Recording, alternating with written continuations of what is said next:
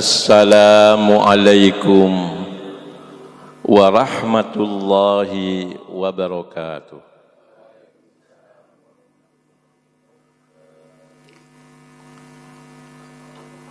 Alhamdulillah, nahmaduhu wa nasta'inuhu wa nastaghfiruh.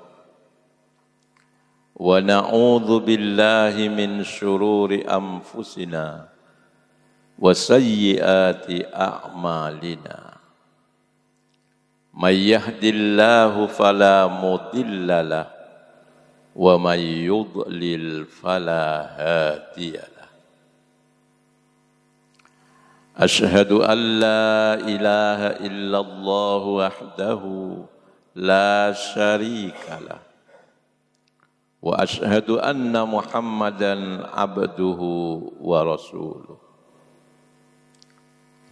Allahumma salli wa sallim ala abdika wa rasulika khatamin nabiyyin Sayyidina Muhammadinil mab'uthi rahmatan lil alamin wa ala alihi wa ashabihi ajma'in. Bapak-bapak, ibu-ibu, saudara-saudari, jamaah subuh, akhibbaur rahman yang berbahagia. Dalam kajian beberapa waktu yang lalu, saya telah melakukan koreksi terhadap pemahaman yang umum yang dianut oleh banyak orang mengenai sebuah hadis yang pemahaman itu ternyata salah kaprah. Maka dalam kesempatan ini saya akan melakukan koreksi lagi terhadap pemahaman yang juga umum dalam masyarakat kita. Yang ini juga tergolong salah kaprah. Tapi bukan mengenai hadis, melainkan mengenai sebuah ayat Al-Quran.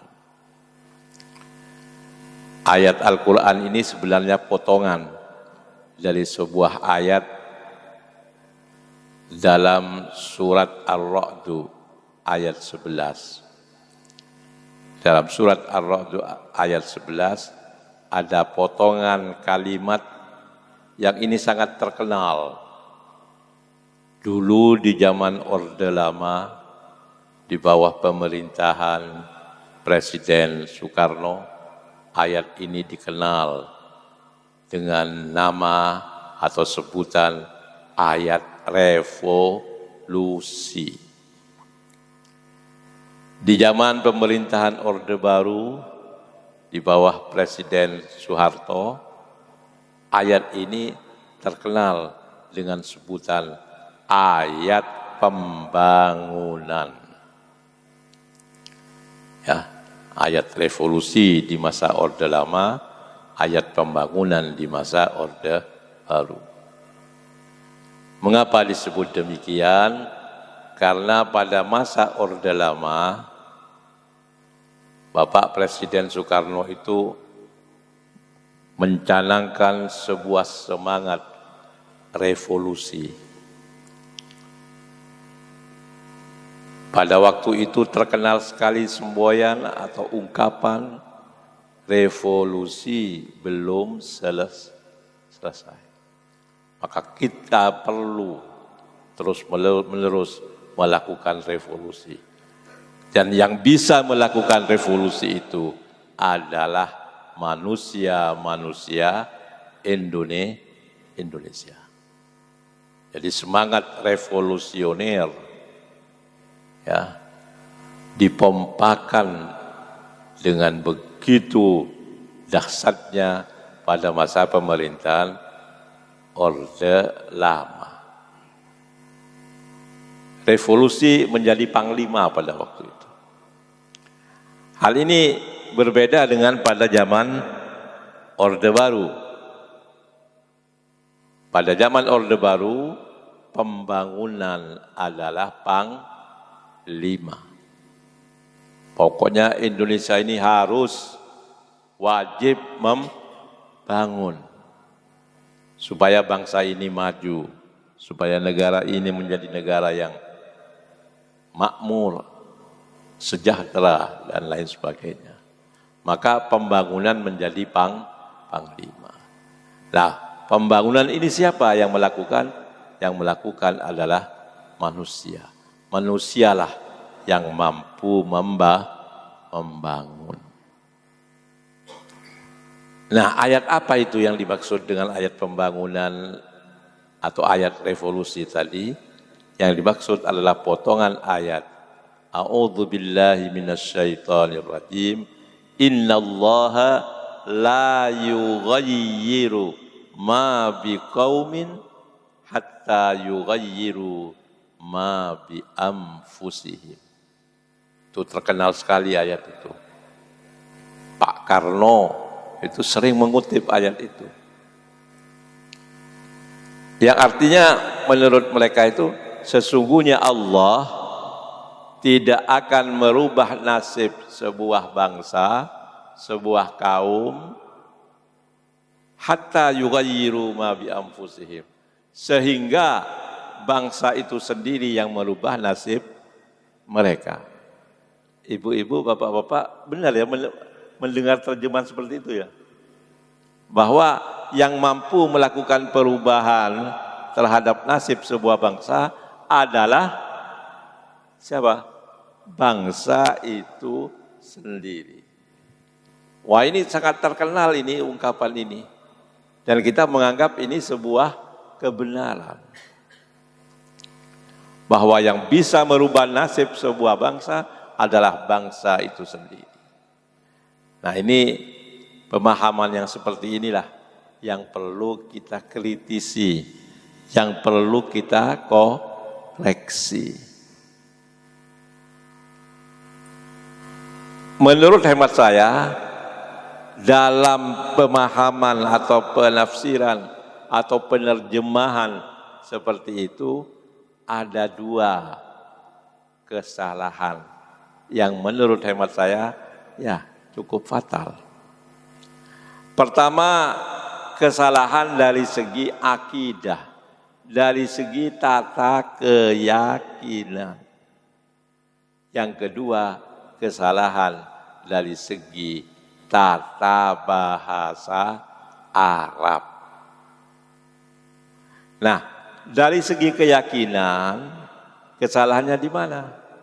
Kesalahannya ialah bahwa ini tidak sejalan dengan keyakinan atau akidah Ahlus Sunnah wal Jamaah. Yang di Indonesia Ahlus Sunnah wal Jamaah itu biasa disingkat dengan ASWAJA ya. AS-nya itu Ahlus Sunnah, AS. W-nya itu wal, Ja-nya itu adalah Jamaah. Ahlus Sunnah wal Jamaah yang merupakan paham mayoritas umat Islam di dunia termasuk di Indonesia ini. Ya. Aswaja, dan ini singkatan Aswaja ini adanya cuma di Indonesia.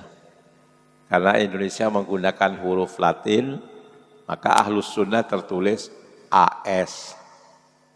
Wal Jamaah wa, Jamaah ja. Tapi kalau di Arab sendiri gak ada itu singkatan Aswaja itu.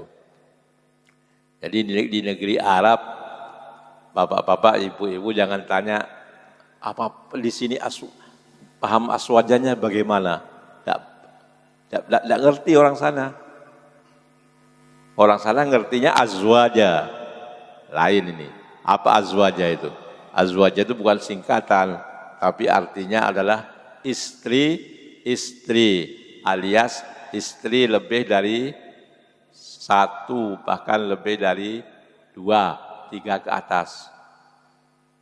3, 4 azwaja, jamak dari zauja, zauj, azwaj, ya.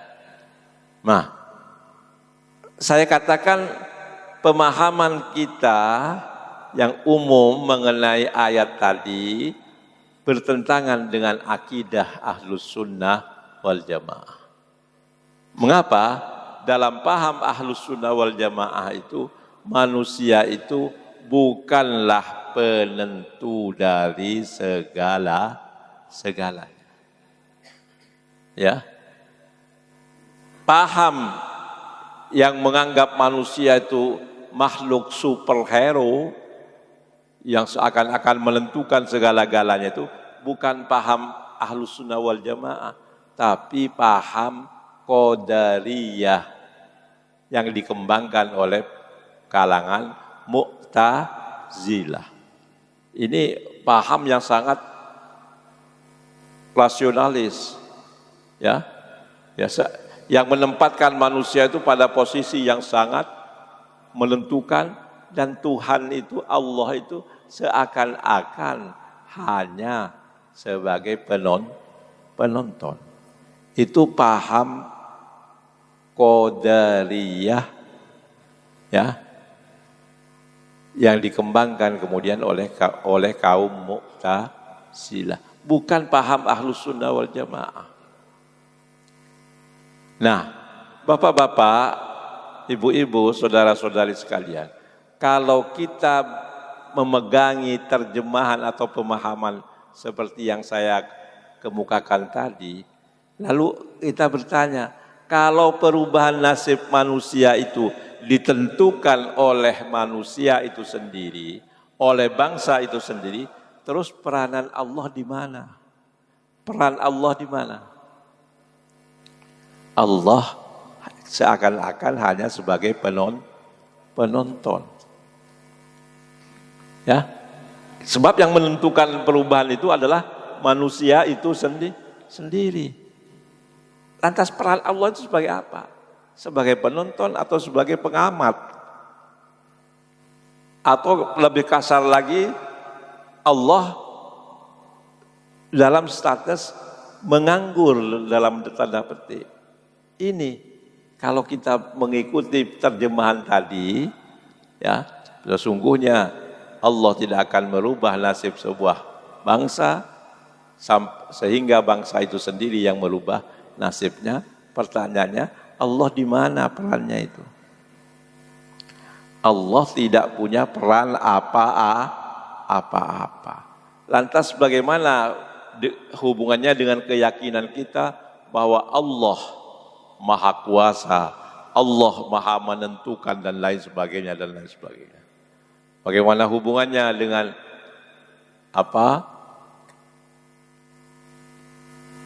ucapan-ucapan zikir yang biasa kita ucapkan, yang kita sebut sebagai hauqalah, yakni la haula wala quwata illa billah. Tidak ada daya dan kekuatan kecuali hanya pada Allah semata. Kalau manusia bisa melakukan perubahan sendiri tanpa campur tangan Allah, ini dari segi akidah tidak benar. Apalagi kalau kita hubungkan dengan ayat-ayat yang berbicara mengenai bagaimana Allah memenangkan orang-orang mukmin ketika dalam peperangan. Misalnya dalam sebuah ayat Al-Quran, ya, surat Al-Anfal ayat 17, Allah berfirman mengenai perang antara kaum muslimin dan kaum kafirin. Ya. Dikatakan di situ, falam taqtuluhum walakinnallaha qatalahum. Wa ma ramaita idh ramaita walakinnallaha rama.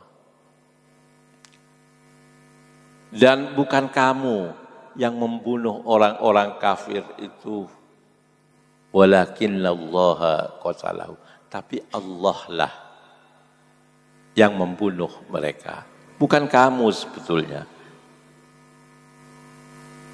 Kalau hanya kemampuanmu saja, tidak bisa tanpa campur tangan dari Allah. Wa ma ramaita idh ramaita, dan bukanlah kamu, bukanlah engkau yang melempar mereka dengan lemparan panah, dengan lemparan lembing, lemparan tombak. Bukan. Wa ma ramaita idh ramaita. Bukan kamu yang melempar ketika kamu melempar itu. Walakinnallaha rama. Tapi Allah lah yang melempar. Ini ayat Al-Quran yang seperti ini, nada yang senada seperti ini banyak sekali kita jumpai. Bahwa segala sesuatu tidak mungkin terjadi kalau Allah tidak menghendaki. Maka terkenalah ungkapan di kalangan para ulama, Masya Allahu kana wa ma lam yasha lam yakun. Apa yang Allah kehendaki pasti terjadi. Wa ma lam yasha lam yakun. Tapi apa yang tidak Allah kehendaki tidak mungkin terjadi. Jadi sekali lagi terjemahan tadi tidak sesuai dengan akidah Ahlus Sunnah wal Jamaah. Dalam akidah Ahlus Sunnah wal Jamaah itu manusia itu diwajibkan ikhtiar. Tapi ketentuan akhir ada pada Allah Subhanahu wa taala. Orang yang sudah siap untuk makan, entah makan pagi, makan siang, makan sore, sudah siap. Sudah di tangan itu nasi. Begitu mau dimasukkan ke mulut, jatuh. Karena sesuatu dan lain hal. Ini pertanda bahwa manusia itu tidak bisa memutuskan nasibnya sendiri. Ada keputusan akhir dari Allah Subhanahu wa taala yang bisa menentukan apakah ikhtiar manusia itu berhasil atau tidak. Maka sekali lagi terjemahan tadi menghilangkan peran Allah, menjadikan Allah yang maha kuasa hanya sebagai Tuhan boneka dalam tanda petik, sebagai Tuhan yang menganggur, menjadi penonton saja. Ini dari segi akidah sangat tidak sesuai dengan keyakinan kita Ahlus Sunnah wal Jamaah. Di mana kita meyakini manusia wajib ikhtiar, wajib berusaha, tapi yang menentukan adalah Allah Subhanahu wa taala. Kemudian yang kedua, dari segi tata bahasa Arab ini juga salah. Mengapa? Karena si penerjemah ini tidak bisa membedakan antara kalimat ma biqaumin dengan kalimat ma bi anfusihim. Ini kesalahannya ini. Tidak bisa membedakan antara ma biqaumin dengan ma bi anfusihim. Ma biqaumin itu artinya apa atau sesuatu yang berupa keadaan yang ada pada sebuah kaum. Keadaan yang ada pada sebuah kaum, pada sebuah bangsa, pada sebuah komunitas. Apa itu? Itu adalah situasi, kondisi, hal ihwal. Ya keadaan, nasib. Jadi Allah tidak merubah nasib sebuah bangsa, sebuah kaum, itu ma biqaumin. Tapi yang belakang itu ma bi anfusihim. Ma bi anfusihim, apa yang ada pada diri atau jiwa mereka. Beda. Kalau misalnya itu sama antara ma biqaumin dengan yang di belakangnya itu, mestinya tidak usah pakai ma bi anfusihim. Hatta yughayyiru ma bi anfusihim, tidak usah ma bi anfusihim. Cukup dengan menggunakan kata ganti yang kembali kepada ma bi qaumin. Kata gantinya apa? Ya cukup dengan domir, kata ganti hu. Jadi mestinya kalau seperti yang kita pahami, yang dipahami banyak orang itu, mestinya kalimat ayat itu tidak berbunyi ma bi anfusihim, tapi hatta yughayyiruhu bi anfusihim. Bukan yughayyiru ma bi anfusihim, tapi hatta yughayyiruhu bi anfusihim.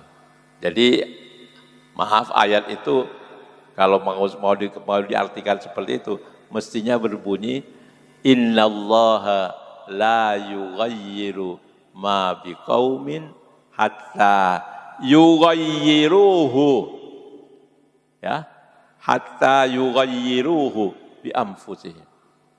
Bukan hatta yughayyiru ma bi anfusihim, Pak Muslim.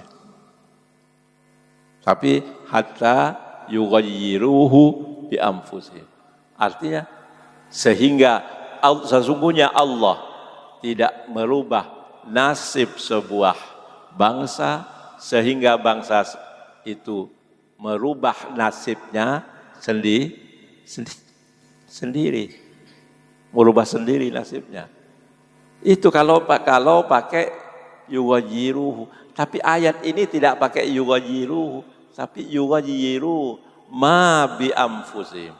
Ini tandanya bahwa ma bi anfusihim itu berbeda dengan ma bi qaumin. Apa bedanya?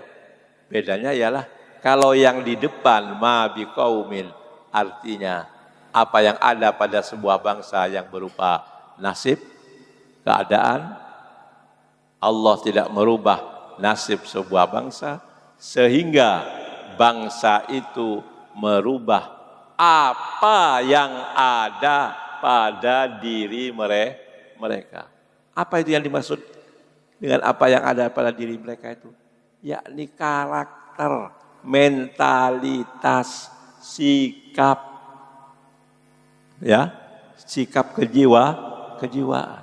Ma bi anfusihim. Apa itu maksudnya?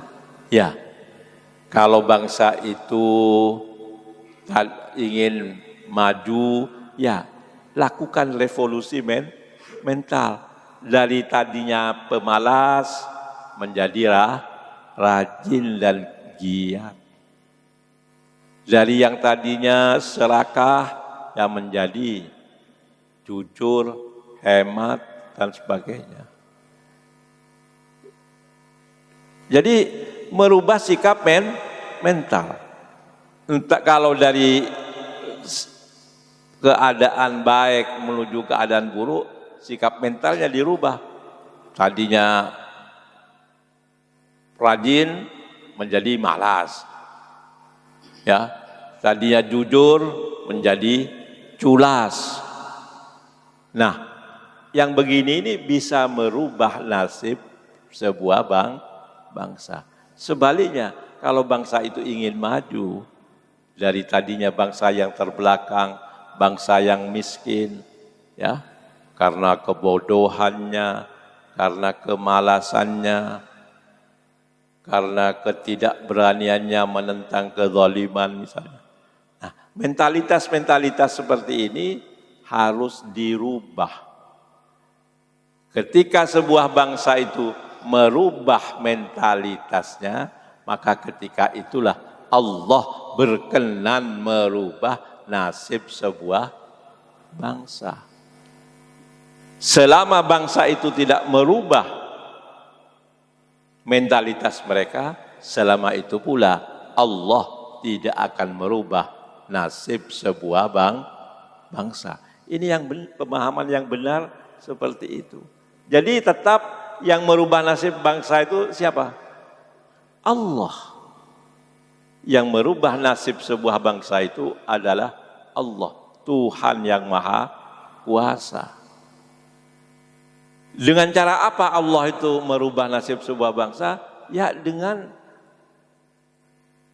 adanya usaha bangsa itu sendiri untuk merubah mentalitasnya, karakternya. Kalau ingin maju, ya rubahlah mentalitasnya dari mentalitas yang buruk menjadi mentalitas yang baik. Jadi di sini tetap peran Allah sangat besar.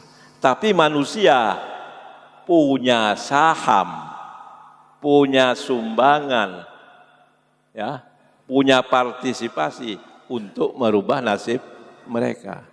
Jadi pemahaman yang benar itu seperti itu, sesuai dengan paham Ahlus Sunnah wal Jamaah. Jadi pada prinsipnya, ya, taghyiru ma biqaumin bitaghyirihim ma bi anfusihim. Allah merubah nasib sebuah bangsa dengan cara bangsa itu merubah sikap mental mereka. Kalau sudah merubah sikap mental mereka, Allah berkenan merubah nasib bangsa itu. Saya kira penjelasan ini mudah-mudahan ada manfaatnya bagi kita untuk bahan renungan, sehingga kita menjadi sadar bahwa tidak semua pemahaman yang populer itu benar. Tidak semua pemahaman yang populer itu benar. Ada kadang-kadang hal-hal yang perlu diluruskan. Termasuk yang perlu diluruskan adalah pemahaman kita mengenai apa yang disebut dengan ayat revolusi atau ayat pembangunan ini. Mudah-mudahan ada manfaatnya. Amin. Ya mujibas sa'ilin. Wa akhiru da'wana anil hamdulillahi rabbil alamin. Wallahul muwaffiq wa huwal musta'an wa alaihi tuklan. Wassalamu alaikum warahmatullahi wabarakatuh.